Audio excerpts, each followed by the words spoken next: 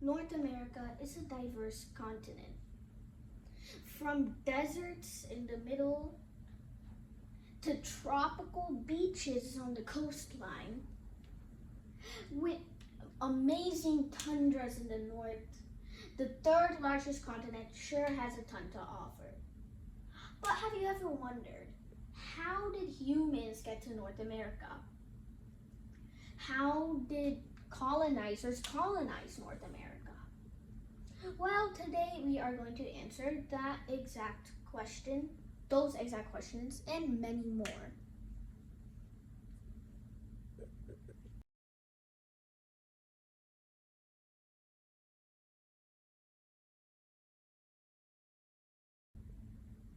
So before we start, let's talk about the map key. Black shows country borders and coastline. Red shows former coastline or coastline at that time. And green will show green will show like how they got here, or basically mainly used in the first part how like Native Americans or such came. So it all started with this continental landmass called Beringia, a landmass that is now completely underwater, except for a few islands, Alaska, Russia. So people from Siberia wandered across this,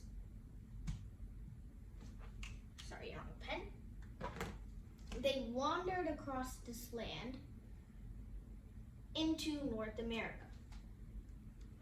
First, they started exploring the north, which is how we got our Inuit people, a type of Native American. Next, they went far across the continent into many different places. And then eventually they reached South America. So by this time, we have many numerous tribes across this continent. Okay, so Native American tribes were thriving for a long time in this area.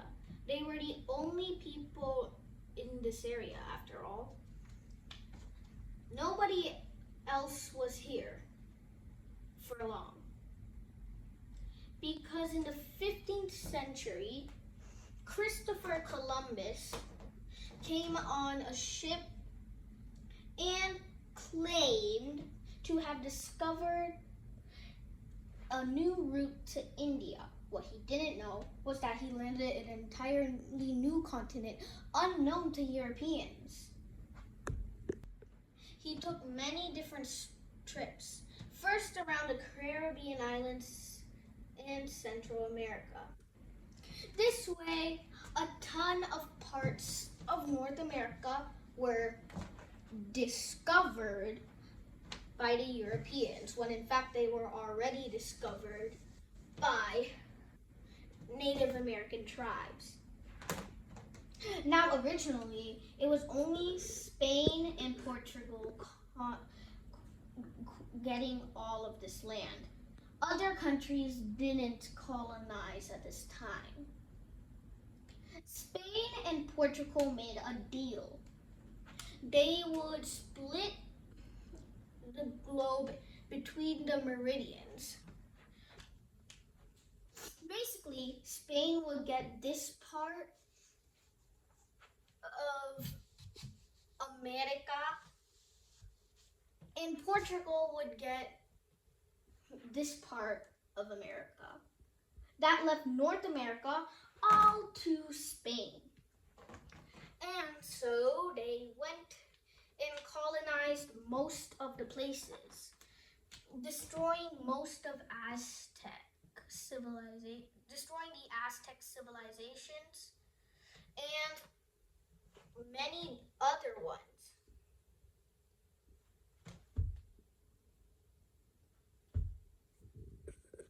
So by this time, Spain had conquered two major areas.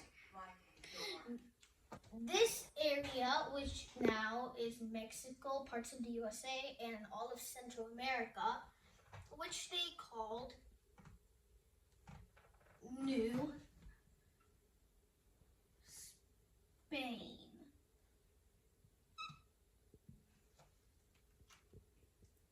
And they also had this land called La Florida.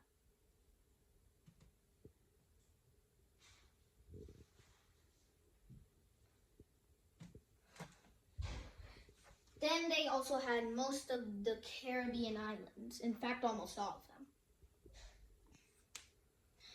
But soon, other people started getting interested in the Americas. And so, well, they went there. The first was the French. So the first time, yes, there are 2 times the French came here. The French landed in about this area. But that time the Native Americans drove them away all the way back to their mainland. But then the second time, they had more luck and got almost all of this entire area.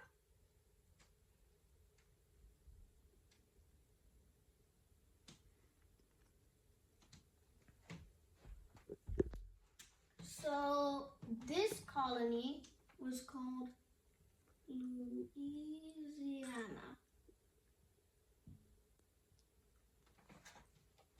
And this colony, well, it didn't really have a name. They just called it like American French. So basically, after that, 2 new candidates came to take land. The British and the Dutch. The Dutch took most of this area, including parts of New York City. They then made a few deals with the British, who also came, and gave away some land to them. Although eventually it would turn out to be almost all of it. And eventually the British got a gigantic part of land. Now, the British also wanted this amazing area. So they battled with the French and eventually removed all of its colonies here.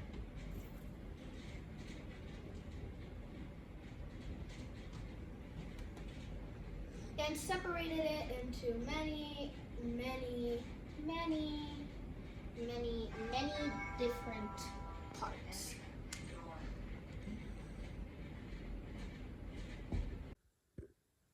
So by this time,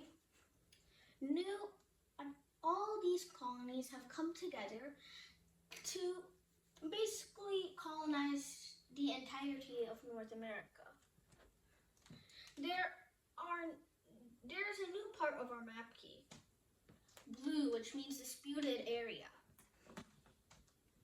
Russian America and Greenland were 2 colonies made by Russia and Denmark, respectively.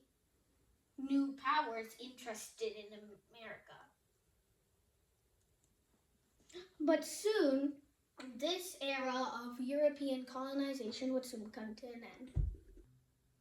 Now, we have the 13 colonies, 13 small but powerful colonies in North America made by the British. But these 13 colonies were upset that they were being taxed a lot and yet did not have any representation in Parliament to talk and resolve these problems. So the American Revolution happened, in which 13 colonies declared independence as the USA, the first country in North America to declare independence. Now, while they declared their independence on July 4th, it wasn't until in late September when the British finally recognized this with the Treaty of Paris and gave them, well, a ton, and I mean a ton of land.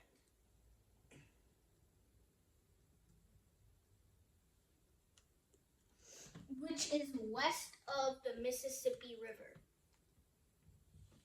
almost tripling their current territory. While the U.S. went through many territorial evolutions and gained slightly more land while also keeping some disputes,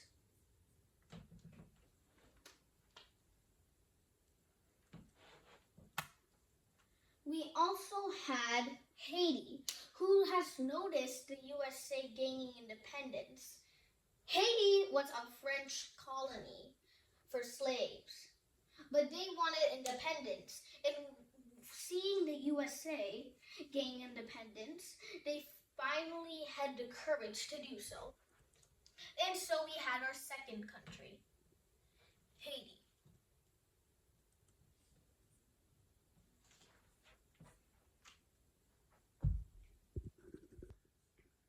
Now we have these two countries. Now, after Haiti declaring independence, the French only had minor colonies in the Caribbean. So Napoleon decided that it was time to give up Louisiana. And they easily sold it to the USA. A massive territorial outburst, giving them this gigantic piece of land.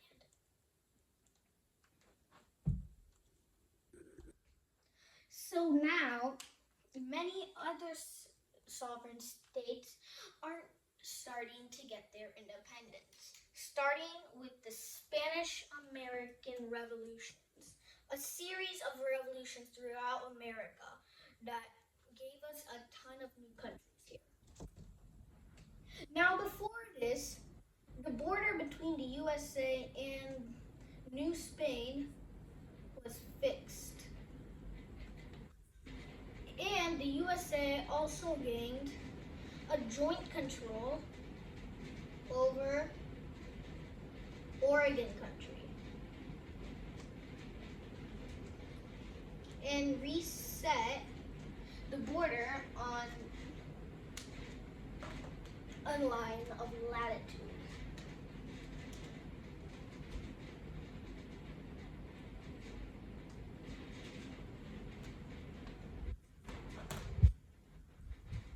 Now, with our many countries gaining independence, we start with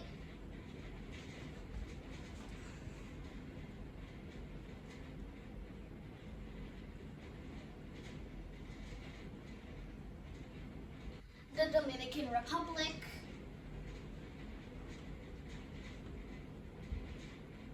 the Mexican Empire, the first Mexican Empire,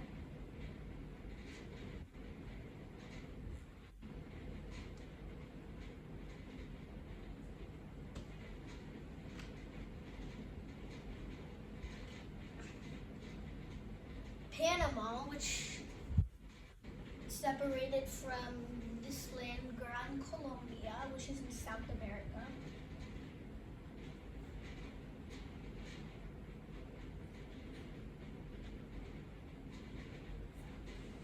And numerous other lands, mostly in South America.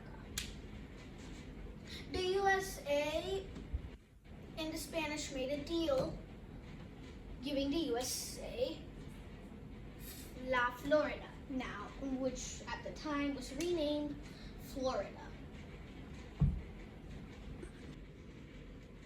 So now, the USA and the UK make a deal. There is no more joint control in this region. Instead, there is now the land under the agreed meridian and British Columbia, which was made from the rest of the land.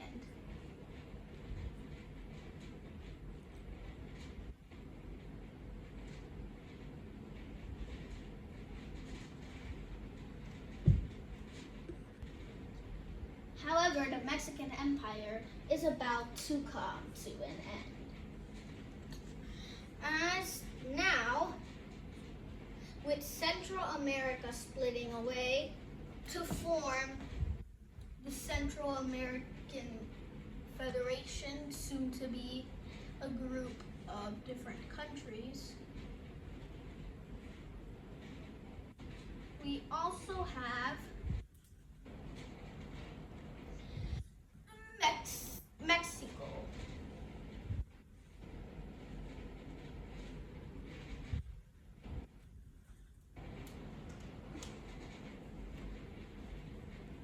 So at this time, Mexico was, I think we can all agree, pretty big.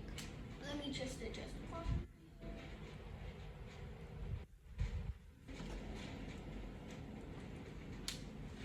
But now a ton of revolts are about to come up, including the major Mexican-American War. This starts with Texas breaking away from Mexico.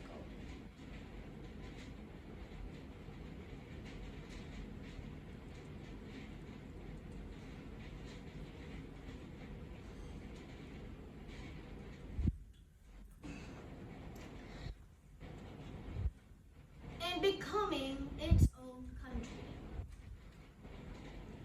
Now, Texas now wants to join the USA. At first, the USA said no, as this would result in a major war between Mexico and the USA, as Mexico already had a ton of trouble with Texas.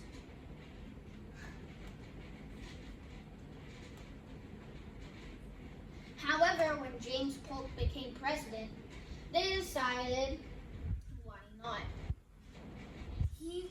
His dream was to give America a large amount of land, and so he tried to do just that. So he allowed Texas to join the Union, letting it become part of the USA, and Mexico, which as predicted was not so happy, called war. This resulted in the Mexican-American War, which the US won, giving them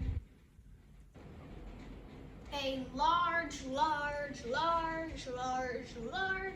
amount of land. Meanwhile, the Dominion of Canada is formed by the UK, giving Canada partial independence. After this, many border disputes are solved.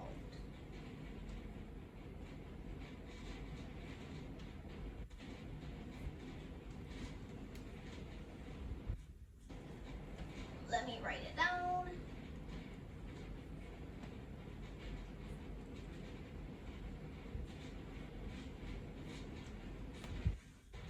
And now we have Canada. Meanwhile, the US makes a Gadsden purchase with Mexico, giving a tiny part of Mexico to the USA. This would be the last last upgrade to the lower 48. Canada then got more territories gifted from the UK.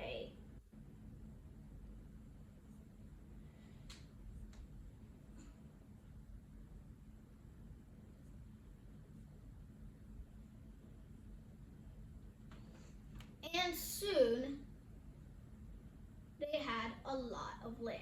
At this same time, Russia sold Russian America to the USA, which was later renamed Alaska, which is now part of the USA.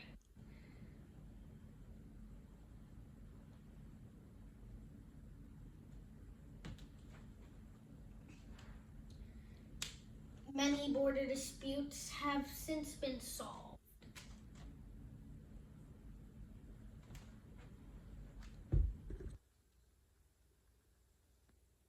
So now we have this of only a few countries that's about to change, as many British and some French possessions are about to be turned into countries. First, Cuba. Cuba gained its independence after the Spanish-American War, in which it was for some time controlled by the USA but went back to being independent. We also have the Bahamas.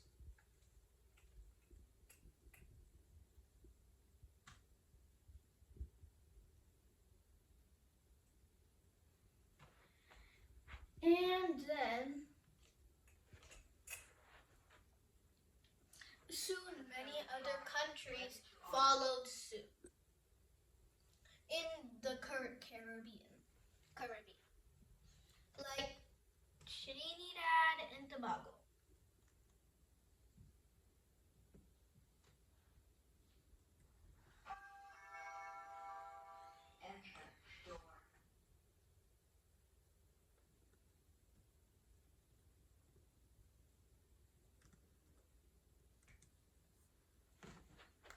So there were a ton of countries in the Caribbean that gained independence.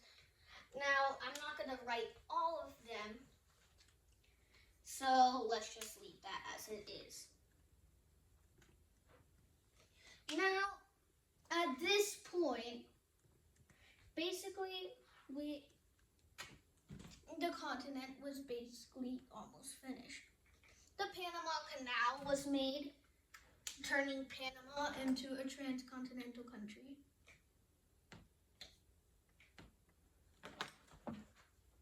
And then we have